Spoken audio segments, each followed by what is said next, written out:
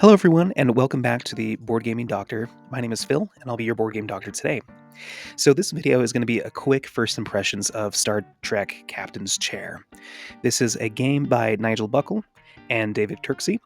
These are the designers of Imperium, the set of deck building games based in a more antiquitous civilization type of experience that has a lot of the similar systems ported into a Star Trek theme, right? And so this was released earlier this year, and I got to play this in person. And so I don't have a physical board, and I don't own this, I don't have a physical board to show you, nor is there a way to show you this online. So I'm going to rely on some pictures here from Board Game Geek. So if you are familiar with the Imperium system, it is a deck building game that involves a lot more than your average deck builder, such as Dominion, Clank, etc.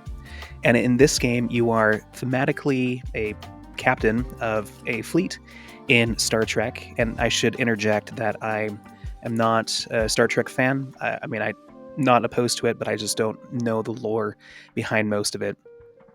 But essentially, in this game, you are playing through building your deck, crafting your deck with cards that are specific to your captain, as well as acquiring them from a market. You are battling for 3 different planets that are always offered in this central market by sending teams and ships there to have the majority to control it, take it on your side, get the points and effects, etc. You're advancing on tracks that have scoring abilities at the end of the game. Every captain has their own special goals that they have to meet, or they can meet, for bonuses and points for the end of the game, and so on and so forth. I'm not going to go into all the rules, but essentially the way that you acquire cards from your own special deck as well as the market is very similar to how Imperium works. You have lots of different resources that these cards are used to activate with or to purchase from. And you also have these action tiles, 3 for each. And so there's kind of an open-ended way to take mechanical actions in this game. So some of the cards, for example, require no action token to be placed and flipped over.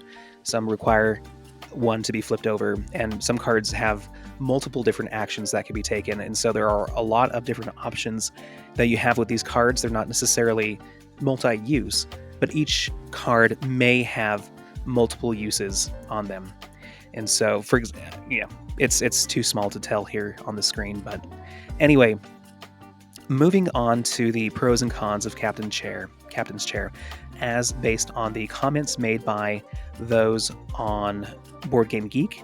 Summarizing them, this game is a very deep and strategic game, very similar to the mechanical depth as seen in Imperium, but it is very well thematically integrated. The solo play, a lot of people who enjoy David Turksey's solo games would really enjoy this. It's a little bit more involved than your average solo experience if you are, used to those and playing those. You do have, I believe, 4 to 5 decks that you can play from, or captains rather, that you can play from, and they each have an asymmetric way to approach the game. For example, in the game that I played, I was Captain Picard, and he really focused on gaining allies. So, for example, and there's Captain Picard there. For example, I was really focused on this middle yellow track, gaining diplomacy points essentially, and getting these purple allies into my deck and onto ships, right? That was my goal. Oh, and I forgot the captain that my father-in-law was playing. I think it was like Sharn or something like that. They really enjoyed having cargo cards, so like weapons, etc., on their side. So very different approaches to the game that you can kind of follow if you have certain captains. They have their, I guess, predestined way to play the game, but you can approach it any way you want, depending how the cards are. It is a very competitive game. It is very much a 2-player battler for the planets that you have available, racing for cards that are available in each market as well. Lots of satisfying decisions from people who have played this game. And I will say there are a lot of positive comments on this game. As you saw in the beginning, this game is overall averaged rated an 8.8 out of 10. For some, though, this game plays pretty long. It can be very analysis paralysis prone because each card has 2 to 3 different ways that you can play them. So I guess some memorization is required. I didn't really see that as a hindrance or as a feature of this game. And so, some rulebook issues, hard to play casually because it's so long and pretty deep. If you're coming into this from the experience of Imperium, I guess I'll get into this now with I won't go through every single one of these, but getting into my own opinion on this game, I rate this game a 7.6 out of 10. I think this is an excellent game. I really feel like this game is a more streamlined version of the Imperium system. And so I have played Imperium before, like I mentioned before, and I played it once or twice and ultimately sold it because I felt like it was too much for me at the time. I played that game probably 3 to 4 years ago, whenever it came out. It was around the time that it came out. And maybe, my tastes have changed a little bit since then. But I do enjoy deck builders, but it felt a little too nebulous, a little too solitaire, I suppose.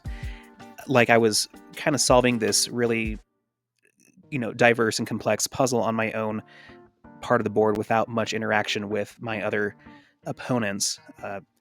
Granted, that was a while ago, and so I might be missing out on some interactive opportunities that I've had with plays in the past. But Star Trek Captain's Chair, I feel like, is more streamlined and more focused, and I think the theme does help. Some people might be nitpicking the theme, but I felt like this was a very thematic game. I think every card was tailored to kind of represent who they are or what place it was in the show. And so that is fantastic. And I think, there are some liberties taken. There was one comment, for example, about how you must control the planets that you're going for. Maybe that's not the intent for every single captain. It's not all about war and having a higher military presence, essentially.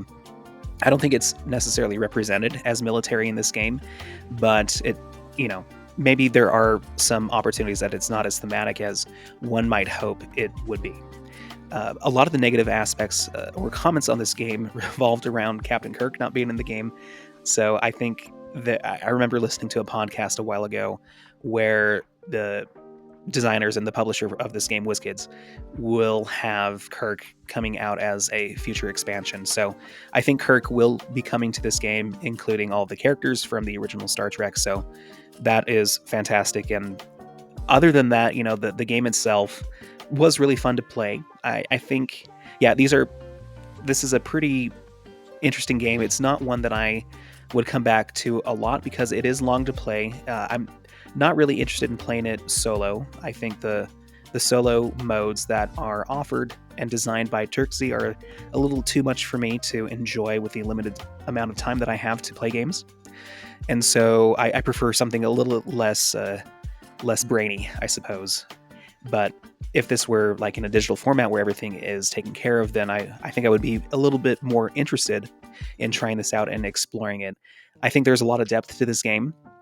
It's a lot of depth that I'm not necessarily interested in at the moment. I think you might know what kind of games I prefer if you've listened to this channel or watched it for a while now. And so I suppose if this theme was different, right? If it was like Lord of the Rings or some other IP that I'm more interested in, then sure, I probably would give it more points for that, for like the fun factor. But essentially, the interaction was more apparent in this game compared to Imperium, but I did feel like it was mostly just for those planets and perhaps racing for some cards on the market that were offered there. So not too much interaction, and I appreciate that it's not a negative impact or a take that type of interaction. I think this is the type of interaction that I like, but perhaps if there was a little bit more involved, it would be more interesting to me, I suppose. But yeah, mechanically, it was, a totally fine game. It was really interesting to, put together the deck that I was slowly accruing throughout the game, trying to cull some cards and make sure that my set of cards worked well together. It was fun to explore, but I think this game does have some depth to it when you look at all the different types of cards that are available, and as you try to perhaps explore different avenues with different captains. They might want to pursue more of a, I guess, quote unquote, military presence or battling for planets and etc., or one that is more diplomatic. I think it's interesting to pursue that, but I think it would be really cool to try to win without focusing on that too much and see how that works. So I think there's a lot to explore in this game. If you like Star Trek, I think you will like this game. If you know Imperium, then this will be an easy step into, and I think it was for me. And so I appreciate the simplicity and the streamlined nature of this game compared to that. It might be a bear to learn if you are coming into this as a newer board gamer, or perhaps a Star Trek fan that is getting into games, and you see this deck builder and think, oh, this might be similar to a lighter deck building game like Clank or Dominion. It's not, and so that might be a barrier for some. However, I think if you do put the time into it, there is a lot of richness to this game with the theme, and it's very nostalgic for those who understand and know Star Trek, and I can respect that. And I think if you're willing to put in the effort, this game will be a lot of fun. Oh, one last thing. I do appreciate that this game, it is solo and you can learn the game at a simpler rate with the cadet mode in the solo version. I haven't played that myself, but I do appreciate that it is 2 players. Like, I think it would be cool if it was like 3 to 4 players, but I appreciate the pared down nature of this game to just be against someone else, right? I think since it is a long game, that makes it a lot more manageable, and it portrays the game as a battler head-to-head between 2 captains, and so I do appreciate that as well.